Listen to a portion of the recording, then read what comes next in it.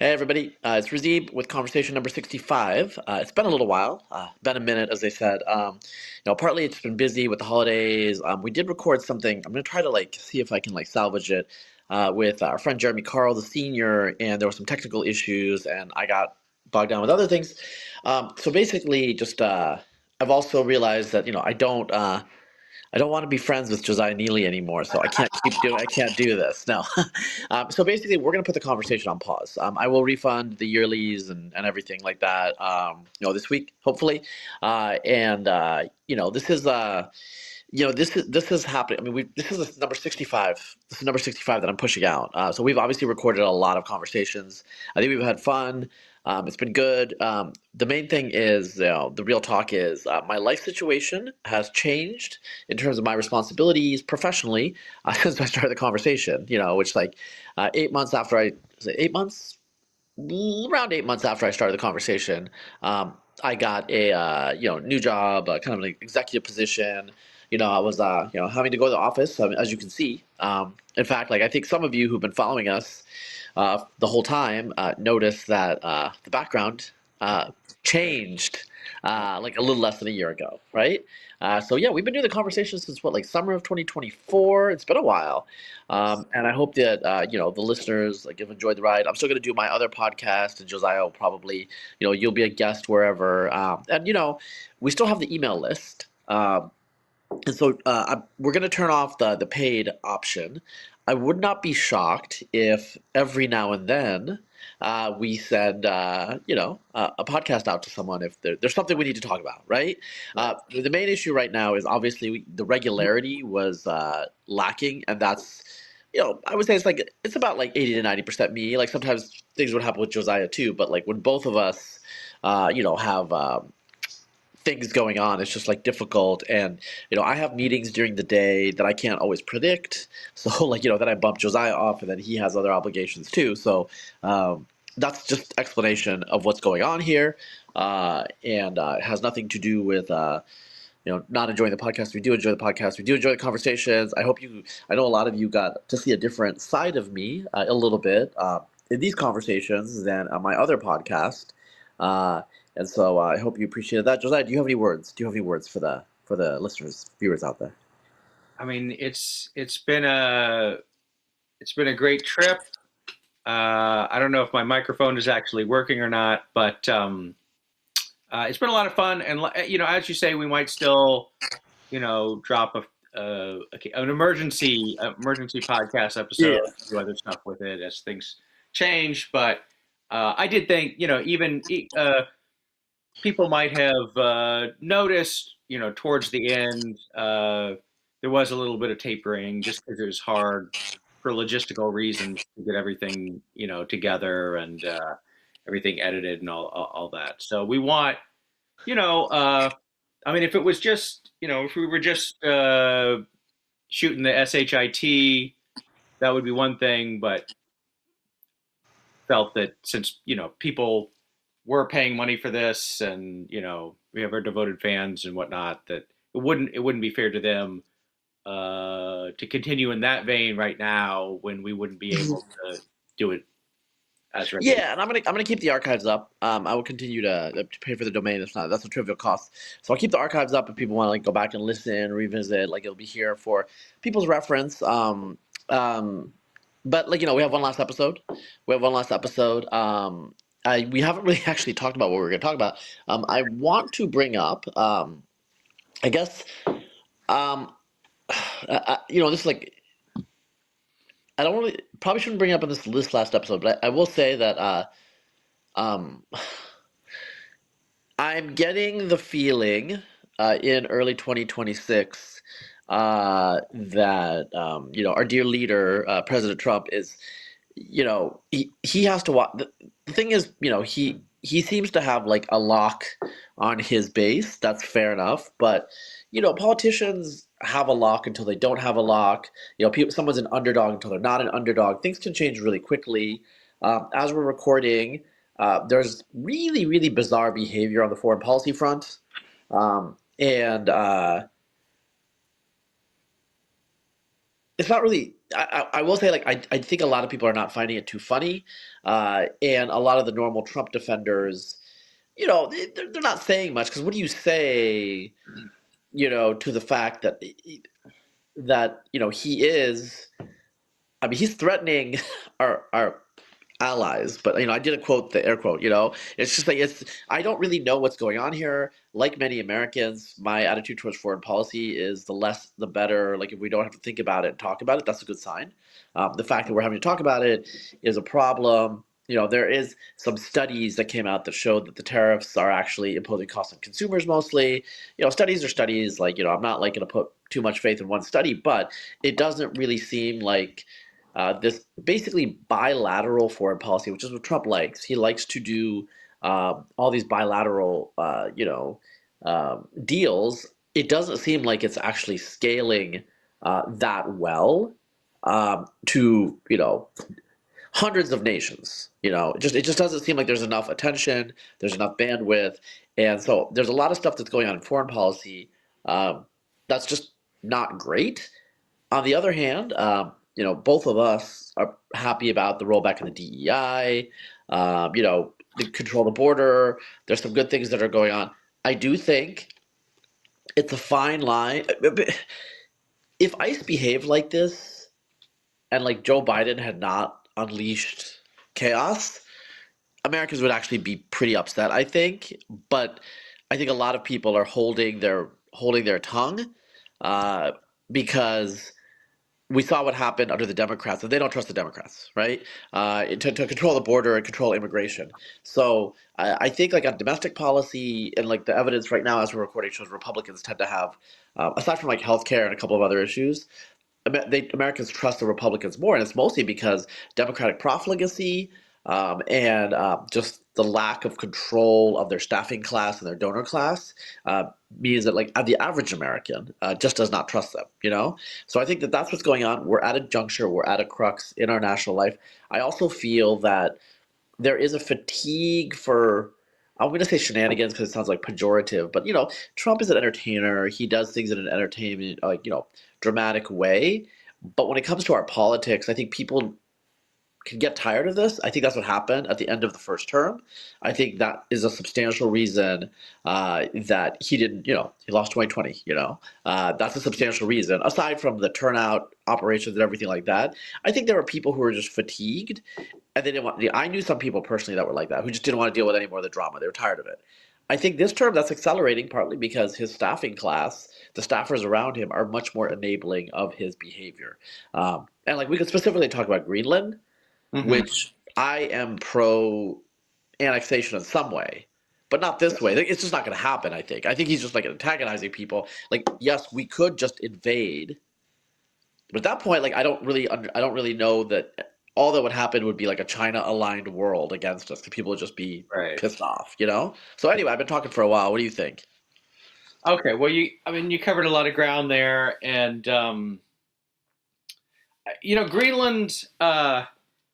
I have to say that when I first heard the idea of the U.S. buying Greenland, it seemed kind of nutty. And then as I thought about it a little bit more, I thought, well, I mean, the U.S. has at various points in its history acquired territories, it's bought territories, annexed territories, and for the most part, it's been, a positive. Alaska, other places like that. So, I was open to it. As I have dug more into the issue, it just seems like it doesn't really make sense. Even leaving aside the military, threats and other stuff like that. There's just not. I mean, the U.S. already basically gets most, if not all, of what it would want from Greenland for free. We have bases there already. We have a treaty that allows us to expand bases, and so it just doesn't. Like even if it were just a normal arm's length transaction, I don't know that acquiring the territory acquiring 57,000 indigenous natives who are accustomed to Scandinavian largesse and subsidies uh, would be. I don't think that's a great idea. And then you add on to that the fact that what appears to be happening is that we are in pursuit of Greenland alienating a bunch of allies who also have very important military bases in their countries, and we're probably not going to get Greenland. So it just doesn't. It seems like kind of a bad deal for various reasons. Somewhat annoyingly, the thing that I found is when Trump does something like this, people try and come up, people will come in and try and backfill it with various sophisticated rationales for why it actually makes sense in terms of national security or rare earth minerals or whatnot. I've heard those arguments. I don't think they really make a lot of sense. So, I mean, my hope is that the Greenland thing will just get dropped again. Uh, it's worth noting that, I mean, we are kind of back to there's a kind of channel flipping aspect to reality where now everybody's talking about Greenland and obsessed with Greenland, but you go back a couple weeks and it was Iran and what's going on in Iran, and then you go back a couple weeks before that, it was Venezuela. Everything was about Venezuela, and the very successful military operation to take Maduro, and so maybe in a couple weeks we'll just be moved on to something else. Um, that would be my hope. I do think you know we've already seen the closest parallel I think for this Greenland stuff is early in the term. Trump made a bunch of comments and other stuff about wanting to annex Canada and make it the 51st state, and that was never going to happen either. I know you're kind of a fan of that idea as well, but that was never going to happen. And one of the things that it did end up doing is taking the Liberal Party of Canada, which had been headed for a near wipeout defeat, and it bolstered them, and so they won re-election, and now they're announcing partnerships with China and the need to reorient it with China or whatever. So anyway, I just bring that up as an example to say that there are long-term consequences to treating allies that way. Uh, but Well, so I'm sorry to interrupt. yeah, One thing that I think is clear is, we're going to forget a lot of this stuff because in America we're really self-centered. Um, and I'm okay with that. But the issue that is a lot of other countries, they're going to remember and they're going to stay pissed. And, Philippe Lemoyne, our old friend, who we've hosted in Austin, conservative, right-wing French guy, he's talking about, he's pretty angry right now that it looks like the far right, the right-wing parties in Europe, right. uh, are going to be wiped out Yes. by Trump's shenanigans, right? Yeah. And so we might have like a repeat of the Liberal Party fiasco all over the continent, which I think, the two of us are definitely not in favor of. A lot of people who are supporting Trump are not in favor of. So, um, I mean, I don't know. I'm not someone who had, I'm not part of like the hardcore maggot base where it's like, trust the plan and the dear leader type thing. In general, like I've been happy with a lot of things he's done. And if you had talked to me, I don't know, if you talked to me like January 1st, I'd be like, okay, yeah, there's so much that's been done, even though I'm really annoyed still about the tariff stuff, et Mm-hmm. cetera, et cetera. I just feel like the last week, it's just enough in terms of, um, I mean, I'm alarmed by the fact that it looks like he's going to change European politics that much, and he clearly does not care. Right. Because whether it's JD Vance or Gavin Newsom, whoever's the president, we're going to have to be picking up the pieces of that forever. And then there are other things that just like, I kind of have not been thinking about that are just starting to get annoying. Like he obviously doesn't care about spending. Okay. I mean, like pretty much I've started to hear on podcasts, people just talk about national bankruptcy as if it's inevitable. and Right. that's because we don't have a Paul Ryan party anymore. We have two. We have two spending parties. That's basically true, right? Yeah. I mean, I think the Republic we have we have a deregulatory spending party and a regulatory spending party. That's one way I would think about it, because like the Republicans still are in favor of a lot of deregulation of a lot of things, but in terms of like expenditures, like there's no interest in reducing expenditures. So that is what it is. There's a lot of other things. He is a lame duck. I don't think he's going to run for a third term. Um, and I think it's going to be a big issue when the Democrats likely are going to win in 2026, just because that's what happens. And it doesn't look like the economy is, it's not, the economy is weird. That's all I'll say. The economy is weird. Hiring is pretty anemic. But, there's, other, stock market can be pretty good, despite the hiring being anemic. But, people really care about the economy, especially in off year elections, and I think we're going to have impeachment. We're going to have a lot of investigations. And, I've alluded to the fact that there's a lot of corruption in DC right now, really, really naked corruption. We're just not going to hear the end of it. And so I don't know, and yeah. So that's where I am about that. Just we'll see. But there's a lot of capital that can burn really quickly that takes a while to rebuild. That's what I'm worried about. Yeah. So from a political standpoint, um, which is different from a policy or a geostrategic type of standpoints, but just in terms of election popularity or whatnot, I look at the polling averages just to get a sense of what does and does not affect things, because most of the things that people talk about in politics, if you look at polling and other things like that, they might as well have not have happened.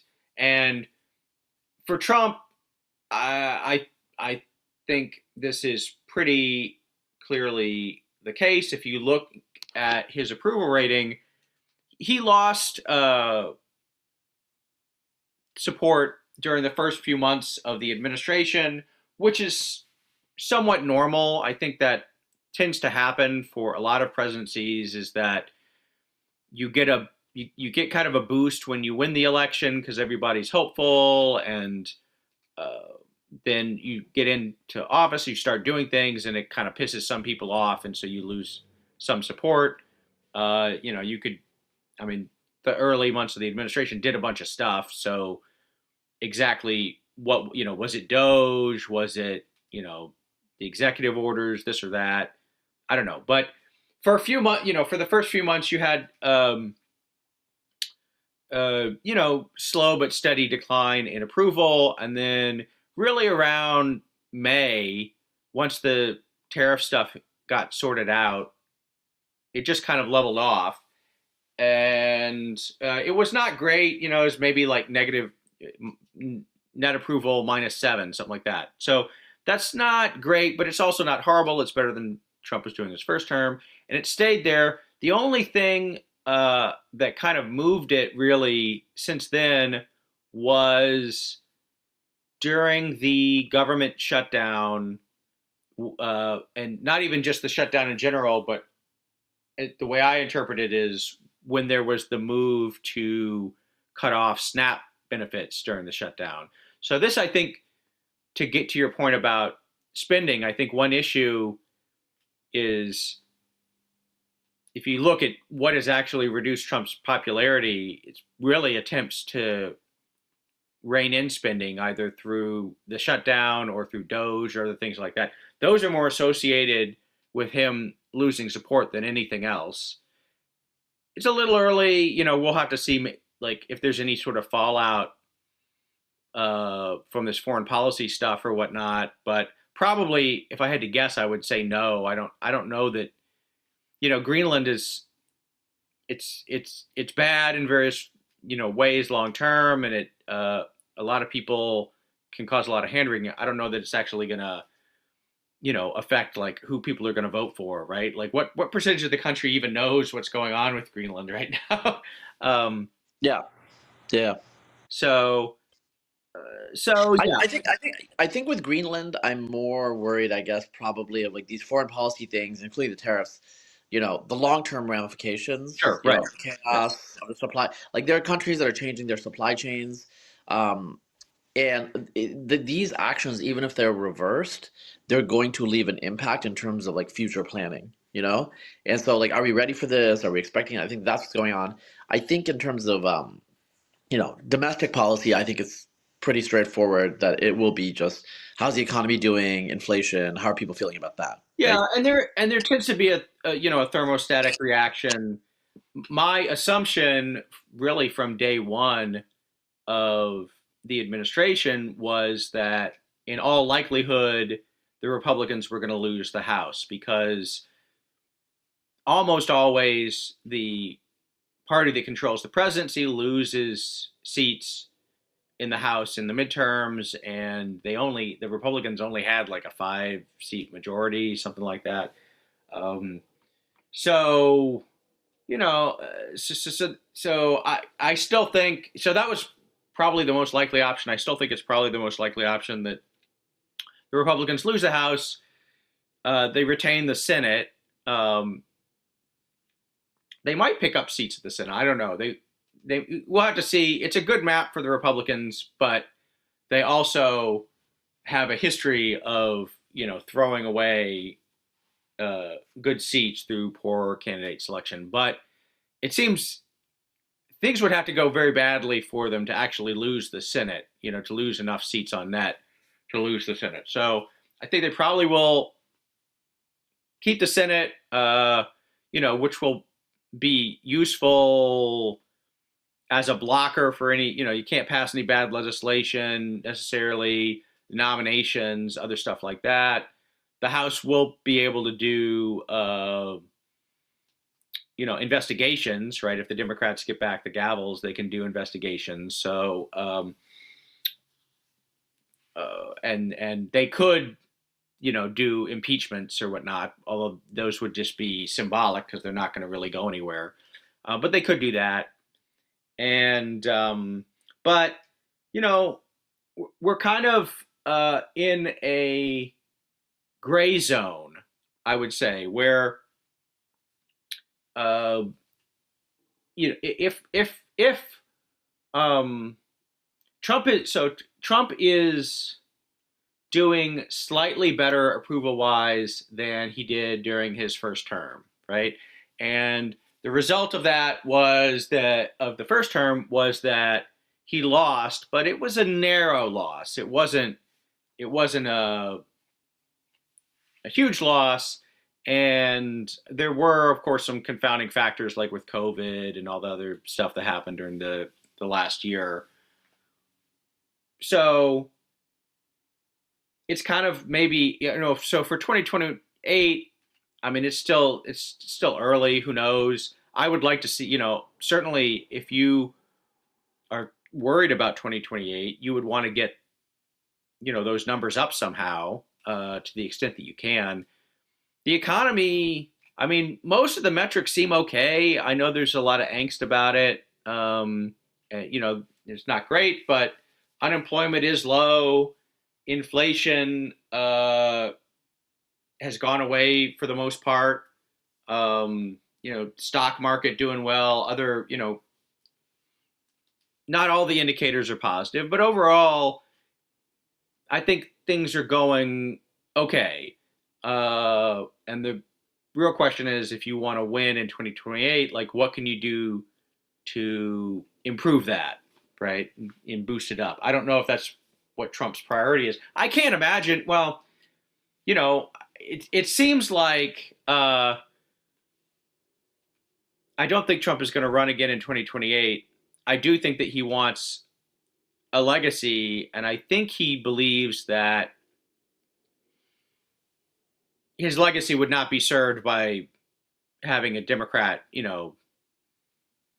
beat JD or someone else. I do think I think he would think that a continued Republican administration would be kind of a vindication of him. So, but who knows? We still have 3 more years to go during term two, and many of the things that have happened have kind of come out of nowhere. So I can't imagine that that will not be the case for years 2, 3, and 4. Yeah, yeah. So, I mean, I think obviously it looks like JD is, right now as recording him, despite Rubio being at the center of a lot of action, JD is like the heir apparent. That's traditionally how it is. Sitting vice president now is, Yeah. you know, is got the inside track. Um, but there's some people that are obviously in favor of Rubio, and I'm gonna be curious to see like what track JD follows, because I mean it seems like he's still kind of negotiating and figuring out like who his base is going to be. I mean, kind of like some sort of populist, right base, like not the traditionalist, like fusionist republicanism. Seems about right, but it's he's only they've only been in office for a little bit. Well, I mean, actually, not even a year, right? So Today there's 3 years. it's here, but maybe, Yeah. So yeah. he's got like another couple of years before he really starts thinking about the run, and who knows what could have happened. And the thing with JD, I will say is he has had he has several the JD Vance arc has involved many different chapters, like incarnations, from like, what was that? Evan McMullin voter in 2016, and now he's arguably more based than Trump in a lot of ways. So who knows where he's going to be in a couple of years? I don't know. Rubio, he seems to be doing pretty well actually. Done a lot Rubio's of things. also had a lot of chapters to his. Yes, he has. Like he also like Mr. Small Hands Rubio, whatever. Right. So I think one thing that I want to say though is I think in our conversation here, we didn't talk. We alluded to it, but the Maduro and his wife were extracted from Yes. Venezuela. That was I'm not sure if I'm like super excited about Venezuela interventions. I'm going to put it that way, but that had very few downsides so far. It doesn't. Yeah, it seems. I mean, part of the issue, of course, is despite some of the rhetoric and initial things, it doesn't actually seem that much has changed in Venezuela. We took the president and his wife, so his vice president has taken over, still part of the same, Chavez type movement institutionally. It's not much different than if Maduro had had a heart attack and died, right?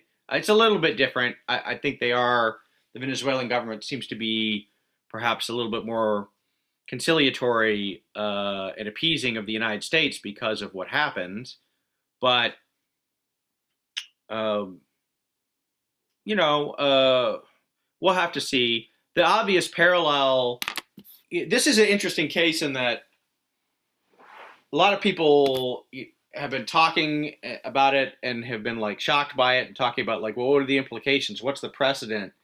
And ironically, the closest historical precedent to what's happened with Maduro was Panama in 1989 when George H.W. Bush, who's a very un-Trump like figure, uh, basically invaded Panama and arrested Noriega, the leader of Panama at the time, for the same reason. Noriega was also indicted on drug trafficking, charges or whatnot. So the parallels are pretty close. Uh, the in some ways the Panama episode is even more extreme than what happened with Trump because, as we said, with Venezuela, they just took the president and left the rest of the regime in place. In Panama, and then they were gone. In Panama, like we did a kind of a full scale invasion, and we toppled the government. Now, not only did we arrest Noriega, but we toppled the government and installed the opposition, uh, which we're not doing here. So I don't know. It remains to be seen. Kind of like I'm sure we will cycle back around to that again.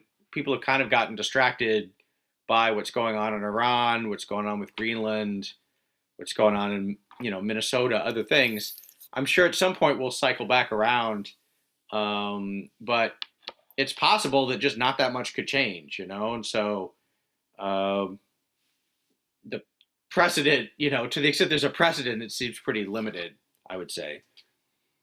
Yeah, one thing that I was wondering about is because you're an energy guy, Yeah.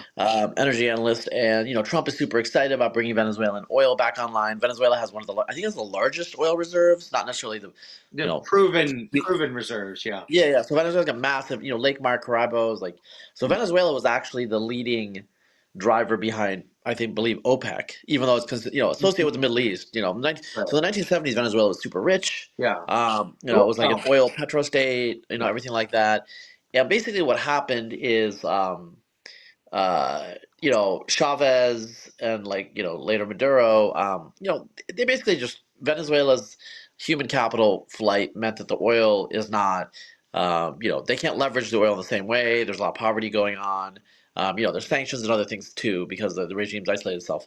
So Trump is very excited about this oil coming back online.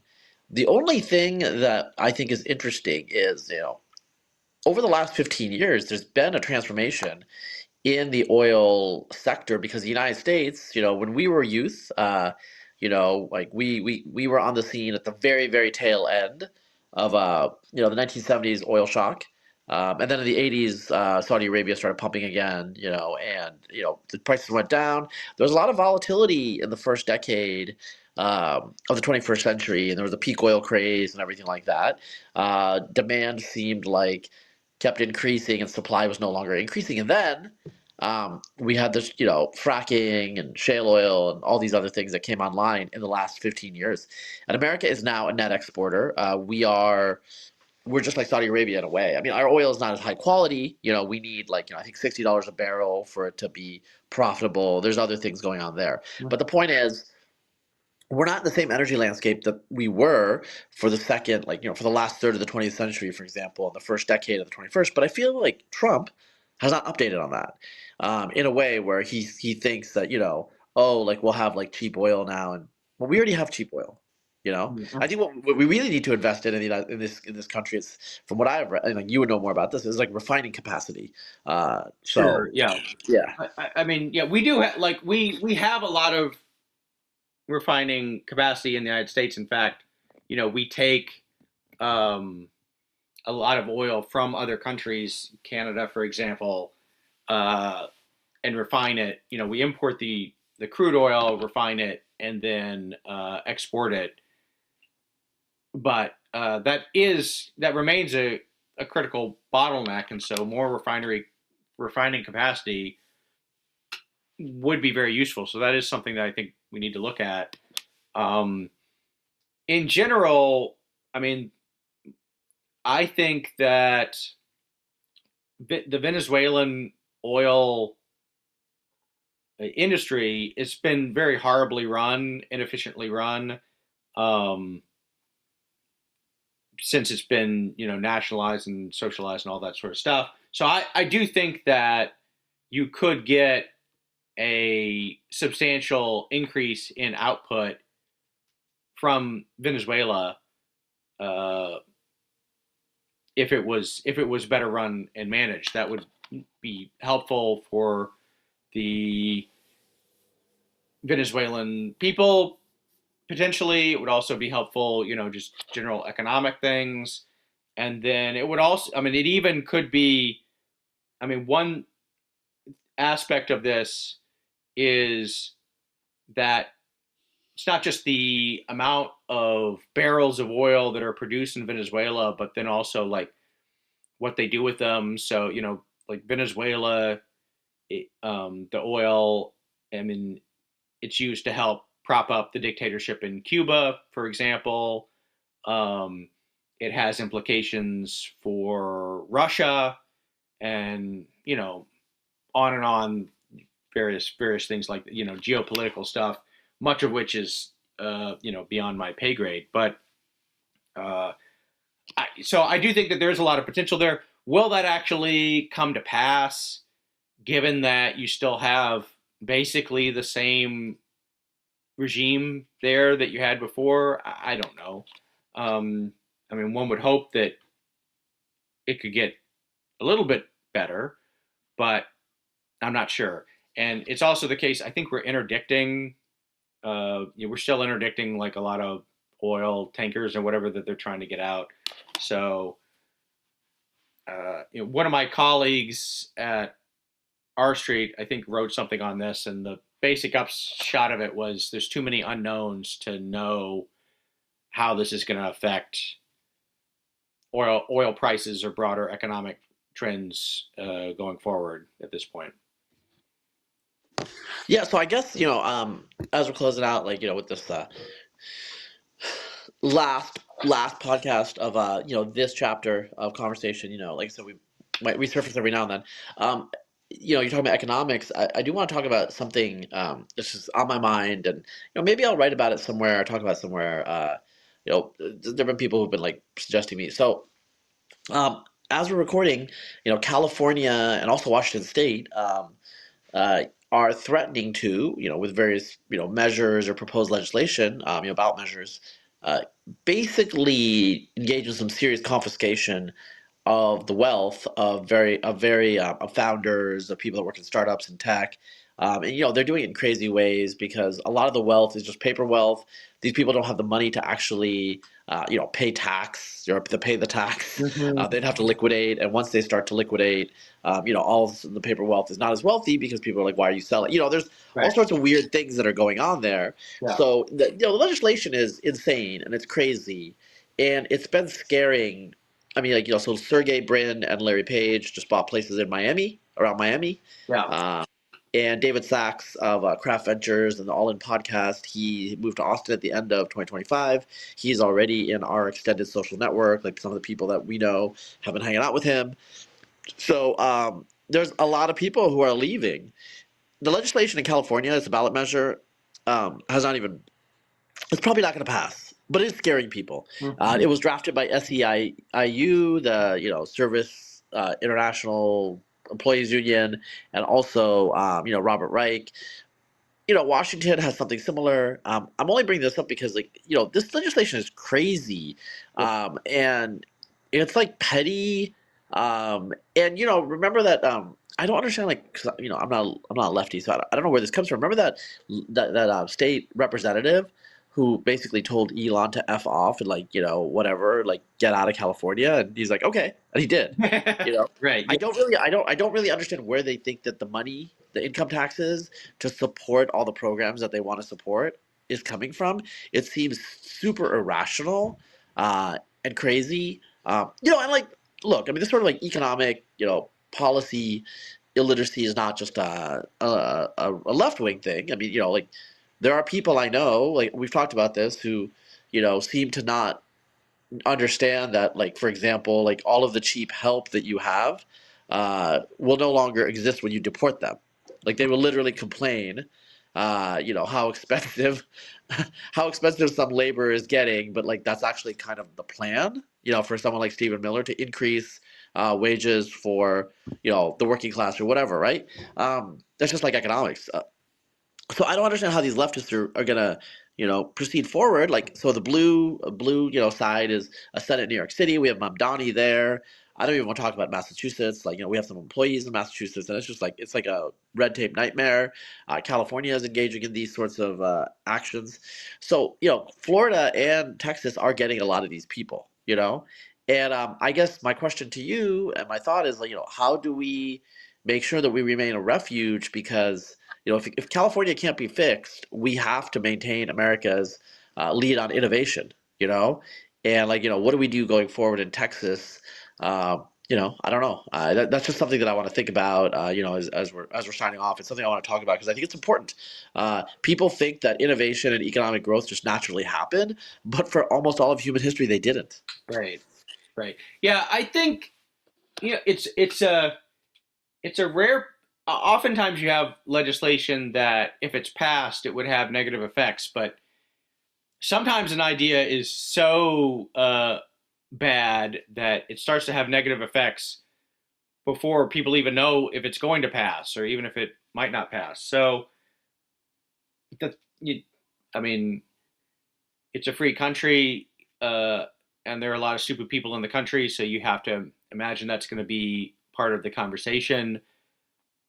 What I'm most surprised by, and maybe this will change, but I think part of the answer is if you are is basically for other Democrats in California, like Newsom or whatever, would be for them to come out strongly against this sort of thing and say, no, no, no, it's not going to happen, right? And try and quiet fears in that way. And if they don't do that, I mean, that I think is telling that they don't feel that they, I don't think Newsom actually thinks that this thing is a good idea. I think he knows. Yeah, yeah, no, no. He and some others have been speaking about it, the political class. So this is pushed by the SEIU and some left wing activists. But I mean, are they in the pay of the Republicans? Well, the Republican Party is so hapless in California. I guess it doesn't matter. That's the Yeah, problem. sure, right. Yeah. But I mean, he needs. I mean, if I were advising him, which I am not, he really needs to be out front on this to kind of both quiet fears and then also, I mean, not only for the health of his state, but as someone who has presidential ambitions, this could end up being a real albatross around his neck if this happens to California. If there's like this huge capital flight on account of that. So probably Texas and Austin benefit from this, right? Some of the Yeah, people are relocating here already, yeah. um, but it's not great for the country, and it's also kind of a bad sign that these ideas get as much traction as they do. Yeah, I mean, I do have to say during the woke period, there wasn't that much focus on these economic issues. Right, There was all the identitarian stuff, but now, the identitarian stuff is, although California or like San Francisco still like passed a non-binding thing where they give like Black Americans like $5 million in reparations. There's still some crazy stuff there, right, but in general, there's a focus on economic justice, which basically means you take stuff, and there's just this issue with a lot of leftist thinkers that economic growth and money seems to just like fall from the trees. right. And they think like cutting at the roots will still allow it to, and Yeah, it's like that's not how it works. It's a pretty magical elixir. We have the world's reserve currency.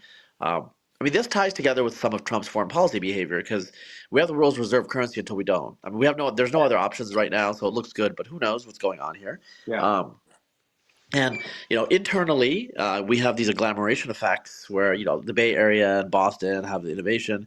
Boston, like, it's not going to do like small scale tech with smaller startups just because the regulations. There's a lot of farm there. There's a lot of bigger biotech.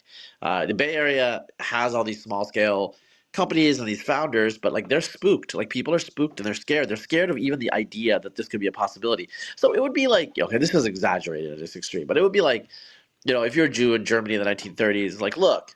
Yeah, probably. Let's say there's like a 3% chance we'll round you up and put you in camps. right, Wait, probably you're not going to be rounded up and put in camps at all. right, right. But the problem is, like, all of a sudden you're just like, well, there's a 3% chance I need to get out of here. You know, and so even though there's a very small chance that the measure will pass in California, the fact that it's even promoted by quote unquote serious people like Robert Reich of Berkeley and also these unions, um, Yeah. and like the expenditures in California are actually like pretty high.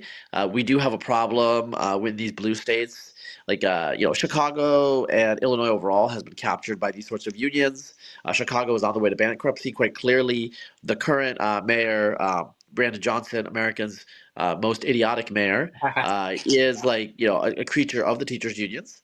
And the city's probably going to go bankrupt. Illinois itself is going to be like heavily strained, and JB Pritzker, who's a billionaire, the big billionaire, Big Pritzker, Hmm. he's not really doing anything to change that. Um, again, like I don't maybe this I don't have like the sources and I don't really understand what the thinking is, but it's like they want to kill the golden goose that lays its egg. I mean, it's like, I understand you want progressive taxation and you want to get money out of these people, and like people have lived in California for a long time with high tax rates. It's Right. not like it's not feasible, but it's like at some point. At some point, people are going to balk when you get too crazy, and this is too crazy because we're talking. And just to be clear to people here, someone may have a paper wealth of billions that they get like assessed a massive tax bill on, Right. but they don't have any cash flow. Yes. It's all just their stock. They'd have to Right. sell it. And if you're a founder that's in a medium-sized startup, uh, and like you own a lot of the stock, and you have to sell that stock to pay your tax bill, Right. you're not going to be able to sell it at that rate, Right. right? Because it's a moving target. When you start to liquidate, when you start to sell off a lot of stock, people think you know something, and so Mhm. the value will just like drop. Yeah. And so these are the sorts of buy-ins that they're putting people in. Also, another thing I said, they want to backdate Right. to Yes. to like a year before or like 8 months before they would potentially pass the ballot. Yeah. So They that's want to part reach of the back in reason. time and claw forward. Like what? Like that's just crazy. Yeah. I mean, that's part of the reason why it's having these effects before uh, we even know if it's going to pass or not, is because people say, well, if it's going to be retroactive, then you got to get out before you know, just so you can avoid it while you still can. But um, you you would think that would be something that they would have thought about. I guess they didn't. Yeah, yeah, yeah. I mean, I think that, a lot of the Democratic elite, a lot of the Democratic, like, whatever, like, intelligentsia, it's not like the Bill Clinton days. Like, a lot of the tech people were Democrats, like, the Google founders were traditionally Democrats. Hmm. And there was a phase, like maybe first term Obama, like, for example, Steve Jobs didn't like unions. There was a first term Obama, meeting of the minds between the tech elite and the Democrats, where it was like pro free trade. They weren't gonna like do like messed up stuff with businesses. They were gonna, they weren't like Elizabeth Warren, anti monopoly, all that stuff. They allowed like mergers and acquisitions to happen. Bill Clinton, arguably in the 1990s, is very similar. The problem is like that type of Democrat, I think, is in decline in these big blue states, and the progressive left is on the march. And I'm not gonna say we're like Venezuela, but like look what happened in Venezuela. Like what Hmm. happens. Um, it's just the reality is when you squeeze too much, people don't produce, innovation doesn't happen, and all of a sudden you start to get, like look at what happened to the UK. There's like too much wealth transfer, too many various taxations, all the incentives are out of whack. This is starting to happen in some of these countries, in some of these blue states, and also, we talked about the Somali, fraud and all this stuff. A lot of these NGOs were created in the last 20 years, last 10 years, and they're just fake. They're not really doing anything. There's a whole, I think there are whole books written now about the homeless NGO complex in California, where homelessness keeps increasing and they keep spending more money. Where's that money going? Right. It's not going anywhere good. And so I think, my thought, I'm not like super politically active. I'm not active at all. But if I did become active, I think a lot of it, like living in Texas, is to keep Texas the way it is. So for example, allow YIMBY, yes, and I'm going to some, like, the YIMBY movement is both left and right, but basically they're people that can think in a non-zero sum way. And so we need to have like non-zero sum thinking. We're the 10th most urban state. We have like, Austin, Dallas, Houston, San Antonio. We're like fast growing, growth. I was talking to like someone who's adjacent to Christian nationalism. Like, you don't know who this person is, but they were talking how they like small towns, and I'm like, small towns are fine. Like, you live in the small town if you want to live in, but Austin needs to exist too. Like we need growth and we need economic dynamism to basically pay for all the lifestyles that we want. And so I think in this country, if you want to live in West Texas, in a small town in West Texas, do it. Or East Texas or whatever. There are the small towns, but that's not the economic future, and that's not what's driving this country's growth. And so I think we just need to keep that in mind. And it seems like people in California, New York, these older blue states that have like a track record and a legacy, they're forgetting about the conditions that allowed these, companies, these people, these urban areas to grow into dynamic centers of innovation and to drive the growth of this country forward. And if they're ready to, if they want to step down, Texas has to step up. I think Florida too, but I think Florida's model is a little bit different, with like its heavy focus on tourism and retirees. Right. I think Texas is. more well poised to take up the mantle. Our weather is not as good. I think Florida's weather is a little bit better than ours. It's a little bit milder, Yeah. but we don't have hurricanes, and also I mean, Florida's just a weird state because so many retirees, and that creates Hmm. some weird distortions in the political economy. That's not optimal for a dynamic tech economy, for example. Tech sector, in my opinion. Yeah. So, I guess as we're coming to the close of this, yeah, I don't know what else to say. I hope everything is going well for everyone out there in 2026. I hope this is a productive year. I hope it to be a productive year for me, and yeah, really enjoying myself. And I am, ending this. We are ending, like the regular podcast of the conversation. I think with you know, with some satisfaction of what we did here. There's no negativity. As I said starting, the issue is just I have a fixed amount of time. You have a fixed amount of time. I have more responsibilities that are more scheduled than when I was starting this podcast. So I just we just haven't been able to do the regularity. Yeah. Whereas like the first 6 months in particular, we were just like going like every Friday Yes. and releasing on Saturday, and that's important to people. And so I decided, as Josiah was asking, he's like, hey, do you want to still do this? And I was just like, I think maybe like if we can't do it, as well as we want to, maybe we should just stop. So that's what I was thinking. Yeah. All Yeah, right. I think that makes sense. And who knows what the future will hold. I appreciate all of our loyal and devoted listeners. So, Yeah, for sure, for sure. All right, guys. We will see you around. yeah.